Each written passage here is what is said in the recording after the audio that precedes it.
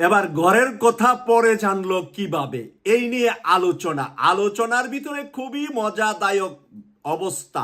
আলোচনা যেটা করব সেটা শোনার পরে অনেকেই চোখ কপালে উঠে যাবে যে নিজের ঘরের কথা মানুষকে কিভাবে বলে দিলেন অ্যাডভোকেট ফজলুর রহমান। অ্যাডভোকেট ফজলুর রহমান বলেছেন 5ই আগস্টে যেই ঘটনাটি ঘটিয়েছে এটি একটি কালো ঘটনা, কালো অধ্যায়, আর সেই ঘটনাটি ঘটিয়েছে বাংলাদেশ জামাত ইসলামী আর তাদের ছাত্র সংগঠন বাংলাদেশ ইসলামী ছাত্র শিবির। এই বিষয়ে আমি ইত্তেফাক পত্রিকা থেকে নিউজটা আপনাদের সামনে তুলে ধরছি। বিএনপি চেয়ারপারসনের উপদেষ্টা ফজলুর রহমান গত বছর 5ই আগস্টে শেখ হাসিনার পতনের জন্য বাংলাদেশ জামাত ইসলামী ও তাদের সহযোগী সংগঠনগুলি দায়ী করেছেন। তার ভাষায় এটি কোনো সাধারণ রাজনৈতিক ঘটনা নয় এবং একটি সুপরিকল্পিত ষড়যন্ত্র। তার ভাষায় এটা কোনো রাজনৈতিক ঘটনা নয়, 5ই আগস্ট এটা সুপরিকল্পিত একটা ষড়যন্ত্র করেছে বাংলাদেশ জামাত ইসলামী, যার মূল পরিকল্পনাকারী কালো শক্তি জামাত, জামাত। সম্প্রতি একটি টেলিভিশন টকশোতে অংশ নিয়ে ফজলুর রহমান বলেন, 5ই আগস্টের আন্দোলন পরিচালনায় সবচাইতে বড় ভূমিকা রেখেছে বাংলাদেশ ইসলামী ছাত্র শিবির। তাহলে উনি যেই রাজনৈতিক দলটি করেন বাংলাদেশ জাতীয়তাবাদী দল বিএনপি, এবং বিএনপির চেয়ারপারসনের উনি একজন উপদেষ্টা, সেই উপদেষ্টা হয়ে ডিক্লার করেছেন উনার দল বিএনপি এতে অংশগ্রহণ করেননি। উনি ডিক্লার করছেন উনার ছাত্র সংগঠন ছাত্রদল এটা করেননি, এটা করেছেন বাংলাদেশ ইসলামী ছাত্র শিবির। তাইলে সাদিক কায়ুমরা যে ডাকসুতে নির্বাচন করছে, এই নির্বাচনের বিজয়ের বিষয়টা উনি এক ধাপ আগিয়ে দিয়েছেন বলেই আমার কাছে মনে হচ্ছে। উনার ছাত্র সংগঠন ছাত্র দলের পরাজয়ের জন্য এই বক্তব্যটাই সচেতন ছাত্র সমাজের কাছে যথেষ্ট হবে, কারণ সচেতন ছাত্র সমাজই রক্ত দিয়ে জীবন দিয়ে শেখ হাসিনাকে দেশ থেকে বিতাড়িত করেছে। এরা সবাই যদি ফজলুর রহমানের কথায় শিবির হয়, তাহলে শিবির ছাড়া আর বাংলাদেশে জনগণ আছে কে? কারণ শেখ হাসিনাকে বিদায়ের জন্য বাংলাদেশের অন্তত 90% জনগণ একমত ছিলেন, রাস্তায় নেমেছিলেন, জীবন দিয়েছেন। তাহলে তারা সবাই জামাত শিবির এই ফজলুর রহমানের কথায়। তিনি দাবি করেন এই সংগঠনটি দীর্ঘদিন ধরে দেশের রাজনৈতিক স্থিতিশীলতা নষ্ট করার ষড়যন্ত্র করে আসছে। তাহলে রাজনৈতিক স্থিতিশীলতা নষ্ট হয়েছে। শেখ হাসিনা খুব ভালোই দেশটা চালাচ্ছিলেন, খুব শান্তিপূর্ণ অবস্থায় ছিল, সকলে সহনশীলভাবে রাষ্ট্রে ছিলেন, ভালো ছিলেন, আর ভালোটা নষ্ট করেছে এই ছাত্র শিবির, বললেন অ্যাডভোকেট ফজলুর রহমান। তিনি বলেন, যারা 5ই আগস্ট ঘটালো কালো শক্তি, সেই কালো শক্তির নাম হলো জামাতে ইসলামী। তাদের যে অগ্রগামী শক্তি তার নাম হইল ইসলামী ছাত্র শিবির। এবার জনগণের কাছে আমার প্রশ্ন, এই ফজলুর রহমান কি শেখ হাসিনার উপদেষ্টা নাকি বেগম খালেদা জিয়ার উপদেষ্টা? এটা বিবেচনা করে মন্তব্য কমেন্টস করে লিখবেন। স্পেশালি বিএনপির ভাই বোনেরা লিখবেন, এই ফজলুর রহমান আপনাদের কতটুকু কল্যাণে আনছেন আর কতটুকু অকল্যাণ করছেন। জামাত শিবিরের শত্রু হওয়াতে জামাত শিবিরের আজকে কিন্তু বিশাল বিজয় করে দিলেন এই ফজলুর রহমান। কারণ 5ই আগস্ট যারা বিজয়ী করছে তারাই কিন্তু আগামী দিন বাংলাদেশের নেতৃত্ব দেওয়ার জন্য এগিয়ে আসবে। জনগণ তাদেরকেই খুঁজবে যারা শেখ হাসিনাকে বিদায় করতে পেরেছে এবং শেখ হাসিনার বিদায়ে যাদের ভূমিকা ছিল। এরপরে উনি যা লিখেছে, সেই আলবদর আল শামস জামাত ইসলামী, আমরা মনে করেছিলাম 54 বছর পর পূর্বপুরুষদের পরাজয়ের গ্লানি তারা ভুলে গেছে, কিন্তু না, সেই পরাজয়ের গ্লানি দ্বিগুণ আকারে তাদের মধ্যে এসেছে। তাই ওই পরাজয়িত গ্লানি নিয়েই শেখ হাসিনার উপরে তারা পাওয়ার খাটিয়েছে বা শেখ হাসিনাকে তারা বিতাড়িত করছে।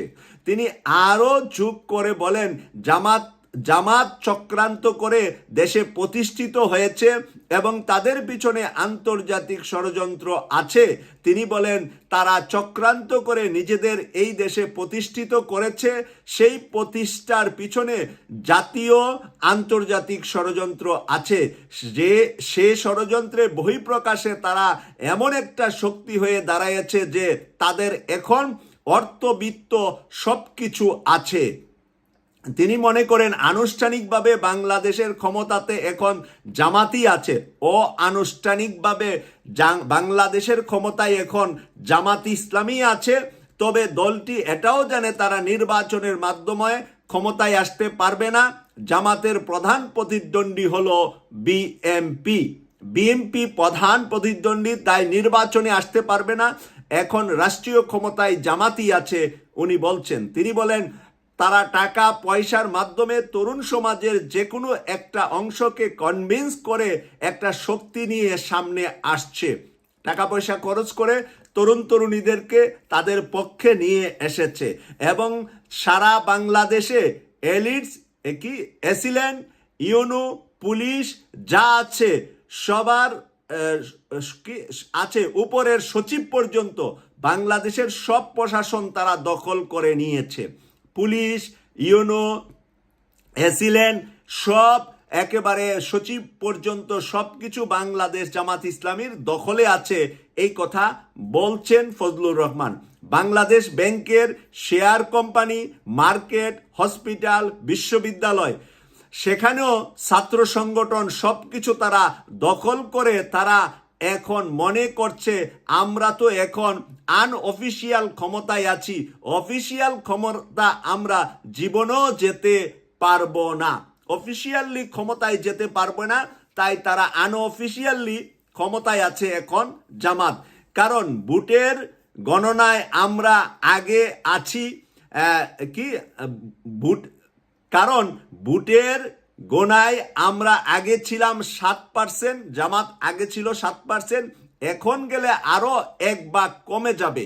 আগে 7% ভোট পেয়েছে, এখন নির্বাচন করলে 6% ভোট পাবে ফজলুর রহমান বলছেন। কারণ মানুষ বুঝে ফেলেছে যে তারা হলো রাজাকারের বাচ্চা, এরা 54 বছর পরও রাজাকারের কুকীর্তি ভুলে নাই, তারা প্রতিশোধ নিতে চায়।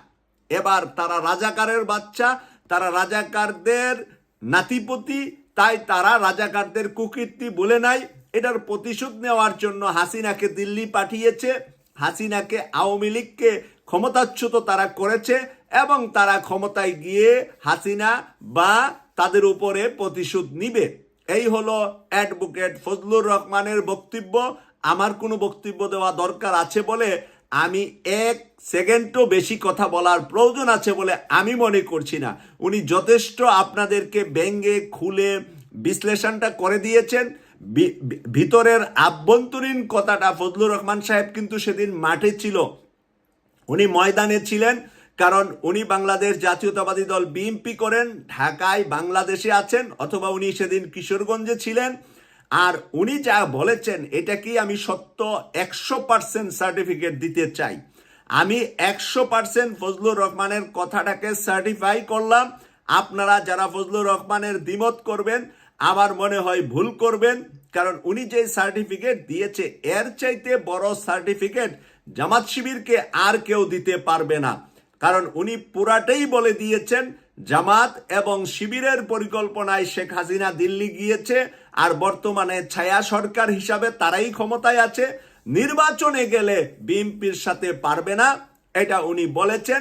বিএনপির ক্ষমতা পাওয়ার নির্বাচনে গেলে বেশি, কিন্তু হাসিনাকে বিতাড়িত সকল ষড়যন্ত্র, সকল পরিকল্পনা, সব কিছু বিশ্ববিদ্যালয়, স্কুল, কলেজ, ব্যাংক, বিমা সব জায়গায় পুলিশ, এসিলেন, ইউনো সব কিছু জামাত শিবিরের এখন বাংলাদেশ চালাচ্ছে। ডক্টর ইউনূস ছায়া হিসাবে, পিছনে আছে জামাত ইসলামী।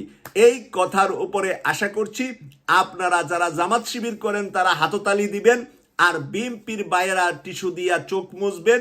কিরকম উপদেশটা আপনারা বানিয়েছেন যে পুরা গোলটাই দিয়ে দিলেন জামাত শিবিরের হাতে তুলে উনি, যেখানে উনি বিএনপিকে ছাত্রদলের সভাপতিকে ছাত্রদলকে বলতেন যে এই আন্দোলন বিজয়টা এনেছে ছাত্রদল, এই আন্দোলন বিজয়টা এনেছে বিএনপি, সেই কথা না বলে পুরাটা দিয়ে দিলেন জামাত শিবিরের হাতে।